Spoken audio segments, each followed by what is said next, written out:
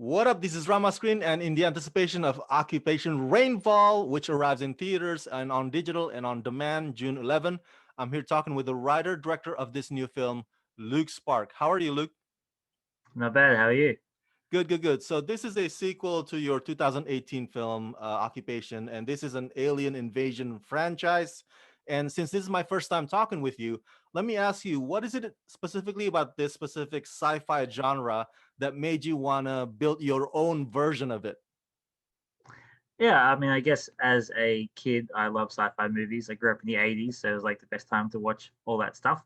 And I'd always I'd always go to those movies and love them. Independence Day and that, and I loved at the end of Independence Day how there was a shot of the Sydney Harbour Bridge. I remember our cinema over here in Australia like roared with cheering. It was like the biggest portion. They roared with cheer at the movie to see the Sydney Harbour Bridge in Australia as an Australian audience. And I drove home and I always imagined what would happen if aliens invaded my home country, which I never got to see on the screen. Lights in the distance and all that kind of stuff. So it was always playing in my head. And in 2016 or whenever it was, I was over in LA and I was pitching other films, and they weren't really getting the response. And I quickly just came up with a on the spot of like, okay, what about an Australian invasion movie with aliens? And everyone was like, yeah, that's interesting. Yeah, that will work. And I kind of left the meeting, and my producers were like, what are you talking about? What's happening now? Um, and I wrote the script on the way home and kind of was like, oh, we'll do it just cheap, and we'll just be something in between A and B movie. We'll do this movie. And then suddenly Tamir Morrison's coming on board, and all these other actors are sort of saying yes. And I was like flying by the seat of my pants in the first film and just kind of just making it up as I went along. And it wasn't until I got to the edit of that film that I sort of envisioned a bigger sort of storyline, a bigger sort of thread throughout a trilogy, maybe. Um, Hmm. so I came up with this one, and I sat down with my people, and I said, I want to write this one, but I want to write it from the scratch, be big.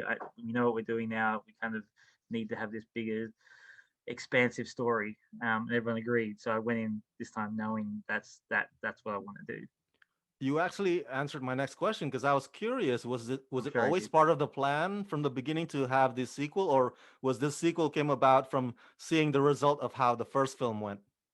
Yeah, it's exactly like what I just said, and it was good because in America, Occupation went really well on Netflix. Like it opened strong numbers on Netflix, and people continue to watch it and find an audience, and that kind of bolstered doing the sequel for me anyway. But yes, it wasn't until in the edit where I sort of got to the end of the first movie and was editing it and thought about the future of these characters and how I was interested in sort of doing a different the same but different look on the genre, having aliens working with humans and having this whole bit more messy thing. I'm a huge history buff, and I always look back at the past to write stories, especially like this. And I look at like the end of the First World War or whatever, where it was kind of like a truce, but it wasn't really a truce. But then the Second World War happened, it was all very messy and convoluted. And some sci-fi films like to just destroy the control ship, and then all the droids fall down dead, and yeah, we won. And I kind of thought like it's that simple sometimes. So I wanted to explore what happens if these people come from another planet and there's a war going on, but some don't want to fight and some do want to fight, and what's the whole convoluted mess in the middle of it. So that Mm. was interesting to me. Yep, it's not that simple. Is right, and I'm a big fan of indie sci-fi flicks such as this one. So I watched it recently, and my goodness, the battle sequences in Rainfall were massive, like on the ground, in the air, explosives everywhere. It was epic and intense. How did you decide on which exact action set pieces that you wanted to do within the budget that you did have?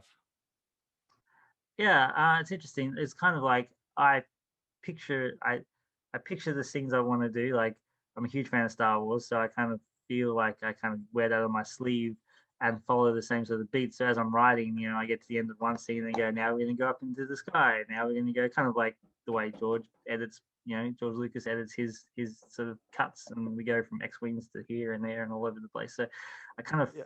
feel like it's kind of in my blood, really. I don't even it's like a second nature. I don't even mean to do it. It just happens. Um, and what's on the page is basically what's in the movie. Like I asked, it took me 3, 4 years, 20-hour days, 7 days a week, but I got kind of everything that I wanted. Pushed and pulled and poked and begged and borrowed and everything. So yeah, everything's kind of there. So it's just picking the moments, but the moments were kind of how in my head how I wrote it, and that's how it is on the screen. So I'm curious though. I also noticed that this movie touches on the issues of prejudice regarding alien allies. What was the decision behind diving deeper into that topic, and what is it that you wanted to convey with that? Well, like I said before, like war and human condition is very convoluted. It's not very simple. And when I got to that point of the movie, I thought it was a good reflection. I love putting humanity under the microscope and seeing the different sides of how people react. There's some people like the military commander in the film that doesn't react very nicely, and there's some that do. And of course, there is my own thoughts on the whole subject matter in that, but I'm not the sort of director that wants to shove it down people's throat. I like to present it as you see it, and if people take what they take out of it, then I'm interested to see what people will take out of it. But yes, there's all those themes in there woven in. Fun question. I don't know if you heard, but there had been some declassified UFO videos from the military lately. I'm just wondering, like, hypothetical question. Do you believe that there's something out there, and do they mean us harm or peace? What do you think? I have seen those. I follow that stuff obviously pretty closely. And look, I think some scientist said it years ago, and it's always stuck with me. He's like, "There's two options really. We're either alone in the universe or we're not alone." And he's like, both are extremely interesting answers, because if we are alone, that's crazy. Um, and if we're not alone, that's equally as crazy. And who are they? And where are they? And when are we going to eventually meet them? So I always look at it that way. But look, my own personal belief is like it's such a huge universe. Like I would have to think that there's something else out there. Do Mm. they mean us harm? I don't know. Like, I sure hope not. Yeah, I hope it But doesn't. who knows? They might come across and they might be peace loving aliens. We might be assholes to them. So who knows? Who knows? Definitely for sure. So finally, so will there be Occupation 3? Are you currently developing that? Okay, well, I mean, spoilers, I guess, at this point in time. That if you haven't watched the film, Yes. at the end, I obviously throw up titles to say Rainfall Chapter 1 at the Mm. very end of this, because when I took it to everyone, the script was like 400 pages um, from beginning to end of this one. So I asked them if I could chop it in the middle and create two stories out of my scripts. Hmm. And so yeah, that's the idea. That's why it ends on a cliffhanger. And we are in active development of the third or the second part of Rainfall, at least. It's been written. I've got writers across the world, a writing team to make it even Yes. juicier.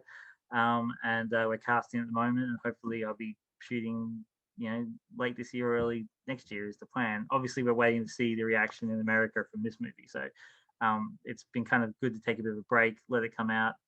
I'm working on a TV pilot for a different project at the moment. So I'll Oh, do that, and then hopefully I'll move on to go back and do Rainfall if the Americans like it. yeah. I hope so too. Now, everybody, go check out Occupation Rainfall, arriving in theaters and on digital and on demand, June 11. Luke, thank you for talking to me and congratulations. That's all right. Thank you so much.